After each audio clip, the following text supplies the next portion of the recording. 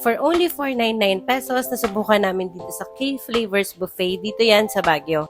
Buti na lang nung pumunta kami, hindi na kami pumila at merong mga available seats. Yan siya guys. So, malaki naman siya at meron din siyang iilang upuan sa loob. This is a Korean barbecue buffet setup na sobrang masusulit nyo guys dahil marami nga naman talaga silang food na siniserve. Meron silang iba't ibang klase ng sushi rolls at meron din silang kimbap. You also get to choose kung gusto nyo magluto ng sarili nyong ramyon.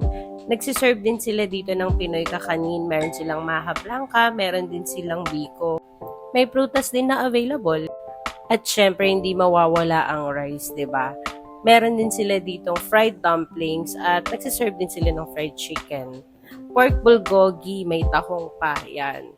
So guys, marami kayong pagpipilian dito food. Sulit na sulit ang 499 nyo.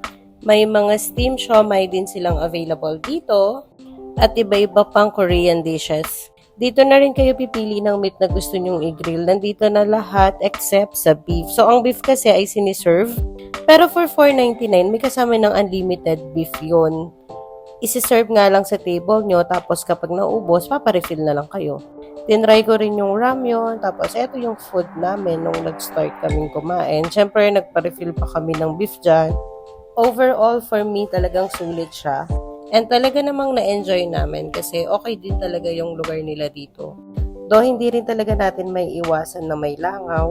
Pagdating naman sa food, wala akong masabi. Okay naman siya, masarap naman. And talaga namang nabusog kami. Sulit na siya for 499. Wala na rin kailangan idagdag dun sa 499 kasi hindi sila naniningil ng service charge.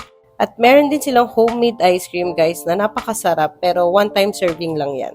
Hindi na kayo pwedeng magpa-refill. Sayang nga kasi talagang legit masarap siya. At syempre katulad ng ibang samgyupsalan, no leftovers, no takeout. May binibenta din sila ditong honey citron at Korean mask. Ito yung total bill namin. So sulit siya guys.